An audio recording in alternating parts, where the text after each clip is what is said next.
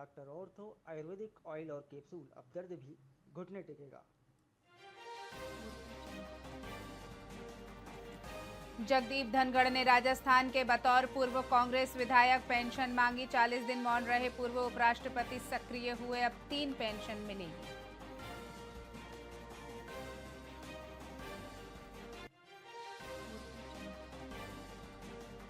Nobel के लिए nominate नहीं किया, इसलिए भारत पर टैरिफ। न्यूयॉर्क टाइम्स का दावा। ट्रंप बोले पाकिस्तान ने किया, भारत भी करे, इससे मोदी नाराज।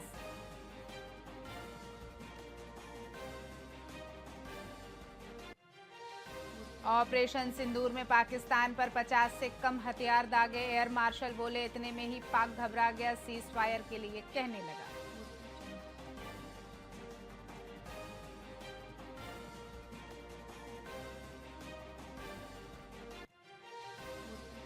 ह्यूमन जीपीएस नाम से मशहूर आतंकी बागू खान मारा गया।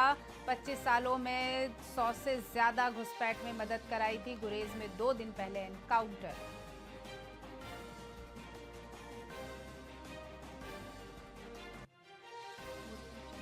रमन सिंह बोले 14 मंत्रियों की व्यवस्था सालों से चल रही। कहा कोई कोर्ट में जा रहा है तो वो अपना हक इस्तेमाल कर सकता है।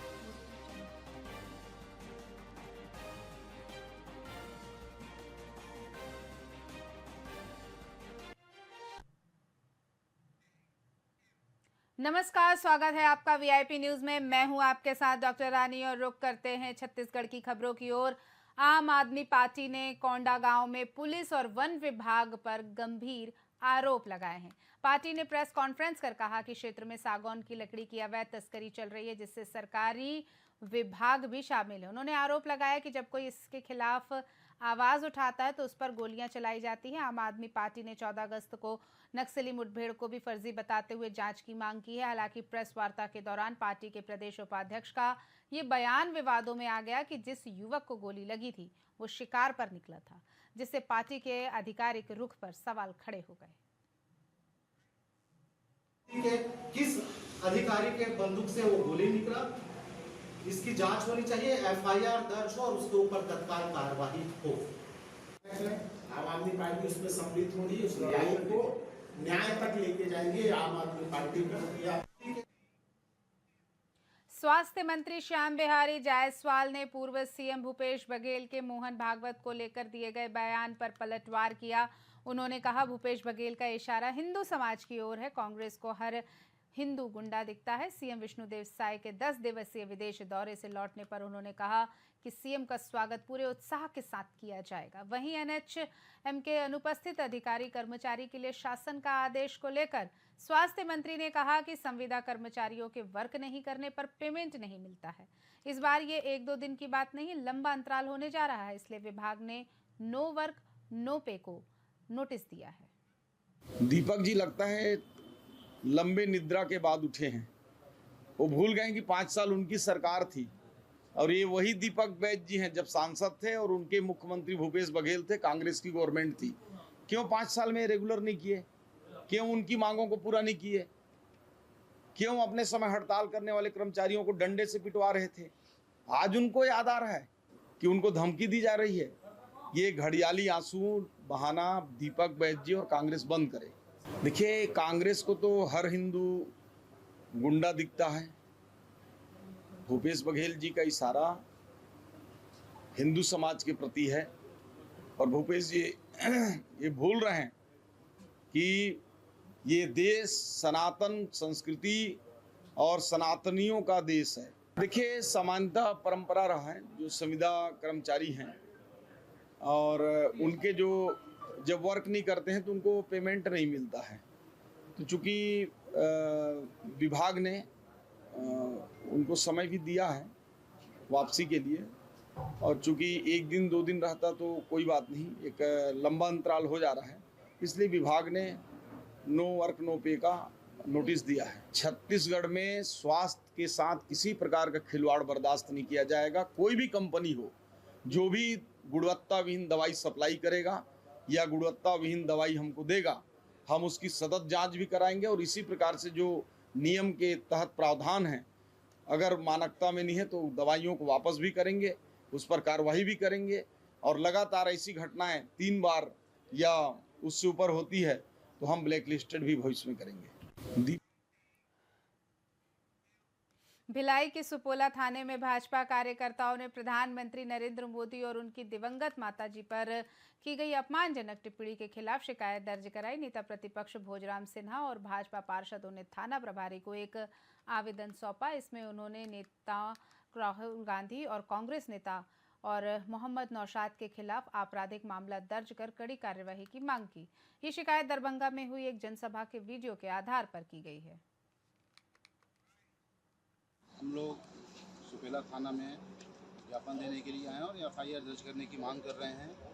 दरभंगा में कल हमारे देश के यशस्वी प्रधानमंत्री जी को सार्वजनिक मंच से गाली दी गई है, जिसकी हम लोग घोर निंदा करते हैं और कांग्रेस और विपक्षी पार्टी की कुंठित मानसिकता की घोर निंदा करते हैं। दिनांक 28 तारीख को बिहार के दरभंगा जिले में कांग्रेस पार्टी व आरजेडी के द्वारा एक संयुक्त मंच पे अपने भाषण के दौरान देश के यशस्वी प्रधानमंत्री जी को अभद्र मां की गाली देते हुए एक वीडियो आज मेरे मोबाइल पर माननीय देश के गृह मंत्री जी के द्वारा खेद प्राप्त वाला बाइट और लिखित में बयान पढ़ने को मिला और वीडियो पूरे दैनिक समाचार पत्रों के मार्फत से देखने को मिला, जिससे निश्चित हम भारतीय जनता पार्टी के लोग इस शहर के हम भी जनप्रतिनिधि है और किसी भी जनप्रतिनिधि को इस प्रकार से मां की गाली देना और उनके बारे में गलत टिप्पणी करना, वो भी देश के यशस्वी प्रधानमंत्री को गाली देना, निश्चित कहीं ना कहीं बहुत बड़ा अपमान है। और ये इस प्रकार की राजनीति कहीं ना कहीं पूरे देश को एक दिशा की ओर, गलत दिशा की ओर ले जाने का काम कर रही है। हम आज पूरे नगर निगम के हम सभी पार्षद जितने उपस्थित हुए हैं, हम मांग करते हैं कि ऐसे लोगों के खिलाफ में अपराध दर्ज होना चाहिए और इनके ऊपर कार्रवाई होनी चाहिए। हम लोग राज्य गौ सेवा आयोग के अध्यक्ष विश्वेश्वर पटेल दुर्ग पहुंचे, जहां गौ सेवकों से उन्होंने मुलाकात की और उनका स्वागत किया गया। उन्होंने गौ माता के संरक्षण पर बात करते हुए कहा कि भाजपा सरकार गौधाम योजना के तहत गौ सेवकों की नियुक्ति करेगी और उन्हें कलेक्टर दर पर मानदेय दिया जाएगा। पटेल ने लोगों से भी गौ सेवा और संरक्षण के लिए आगे आने की अपील की। अध्यक्ष जी, दुर्ग आना हुआ प्रवास पे जी, क्या विषय? एक स्वयंसेवी संस्था है स्टरलाइट फाउंडेशन और चतुर्भुज संस्था के द्वारा स्वयंसेवी संस्थाओं को जो छत्तीसगढ़ विकसित छत्तीसगढ़ और उसमें युवाओं का भागीदारी सामाजिक संस्थाओं का, इस पर सेमिनार था, उसी में शामिल हुआ था। सरकार बने 20 माह हो चुका है और अब तक सड़कों पे गाय दिख रही है, एक्सीडेंट में गाय भी मर रही है, लोग भी मर रहे हैं। कब हम गाय मुक्त सड़क देख पाएंगे? इसके लिए अभी सरकार ने गोधाम योजना शुरू की है और मूर्त रूप में बहुत जल्दी आ जाएगी, तो ये सब समस्या का समाधान हो जाएगा। गौ सेवा आयोग के आप अध्यक्ष हैं। लगातार देखा जाता है कि छत्तीसगढ़ अब बीफ एक्सपोर्ट के लिए भी उनका नंबर बढ़ता ही जा रहा है। छत्तीसगढ़ में काफी मात्रा में छत्तीसगढ़ से बीफ एक्सपोर्ट नहीं हो रहा है। एक्सपोर्ट हो रहा है, तो नहीं नहीं नहीं नहीं, यहाँ से नहीं हो रहा है। गौ तस्करी, हाँ, गौ तस्करी के लिए किस प्रकार के उपाय अपना रहे हैं? गौ तस्करी के लिए हमने सभी जगह एक हर जिले में नोडल अधिकारी बना है पुलिस विभाग में, और जहाँ भी सूचना मिलती है उसको व्यवस्थित करते हैं, रोकने का प्रयास कर रहे हैं। एक मेरा ऐसा व्यक्तिगत मानना है और मैं आयोग में भी इस विषय को रखा हूँ, उसके माध्यम से उस दिशा में कार्य कर रहे हैं। गाय बाहर नहीं रहेगी, किसी न किसी संरक्षण में रहेगी, अभिरक्षा में रहेगी, तो गाय तस्कर के पास जाएगा ही नहीं। उस बिंदु पर कार्य कर रहे हैं और आने वाले भविष्य में सभी गायें किसी न किसी इसमें आश्रय में रहेगी, गोधाम में, किसी किसान के पास में। तो इस दिशा में सरकार जो है बहुत गंभीरता से चिंतन कर रही है। बिलासपुर में एक महिला अपने घर में ही बीफ काट के उसको बेच रही है। गरियाबंद में भी ऐसे मामले आए हैं, तो इसको देखिए। उस पर कार्य वही बिलासपुर नहीं, तखतपुर है, बिलासपुर जिले, बिलासपुर का तखतपुर का है, उससे संज्ञान में आया था, उसको तो अंदर कर दिए हैं। इंदौर की तर्ज पर अब भिलाई भी स्वच्छ बनने की दिशा में बड़ा कदम उठाने जा रहा है। भिलाई नगर निगम के 70 पार्षद हाल ही में इंदौर गए थे, जहां उन्होंने शहर की स्वच्छता व्यवस्था का बारीकी से अवलोकन किया। महापौर नीरज पाल ने बताया कि पार्षदों की टीम ने इंदौर की डोर टू डोर कचरा कलेक्शन प्रणाली, होम कंपोस्टिंग और नागरिक सहभागिता का अध्ययन किया। वहां हर गार्बेज वाहन की निगरानी आईसीसी कंट्रोल रूम से की जाती है, जिससे सफाई व्यवस्था पूरी तरह सुव्यवस्थित रहती है। पार्षदों की ये टीम अब इंदौर मॉडल को अभिलाई में लागू कर स्वच्छता की नई मिसाल स्थापित करेगी। टीम गई थी, क्या आप लोगों ने वहाँ पे देखा और क्या अब इम्प्लीमेंट करने की तैयारी चल रही है? देखिए, जून में राज्य शासन ने नगर निगम के 14 निकाय के महापौर और कमिश्नर्स को भेजा था वहाँ की साफ सफाई स्वच्छता का देखने, वहाँ की व्यवस्था देखने के लिए। वहाँ से जब हम लोग वहाँ से लौटे और महापौर परिषद में इसकी मैंने चर्चा की, तो महापौर परिषद के जितने भी साथी हैं उन्होंने भी ये इच्छा जाहिर की कि हम सभी जनप्रतिनिधि अपने शहर को इंदौर से बेहतर बनाना चाहते हैं। अगर हमको भी वहाँ सीखने का अवसर मिले तो हम भी जाएंगे। महापौर परिषद के माध्यम से मैंने एक प्रस्ताव शासन को भेजा था। शासन ने हम लोगों को जाने की अनुमति दी और उसके बाद हम लोग इस 21 अगस्त को नगर निगम के पूरे 70 पार्षद, सभी जितने भी पार्षद हमारे नगर निगम, सभी लोग हम लोग इंदौर की स्वच्छता, वहाँ की सफाई के लिए हम लोग भ्रमण पर गए थे।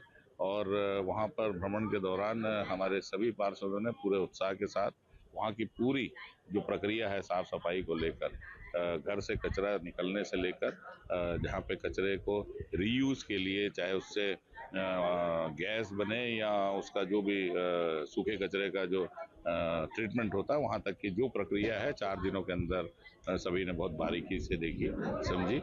और उसके बाद हम लोग ये प्रण लेकर लौटे हैं कि हम भी आने वाले समय में अपने शहर को सफाई में बेहतर स्थान पर ला पाएंगे। टीम गई थी। खबरों में फिलहाल इतना ही। आप देखते रहिए वीआईपी न्यूज़। नमस्कार।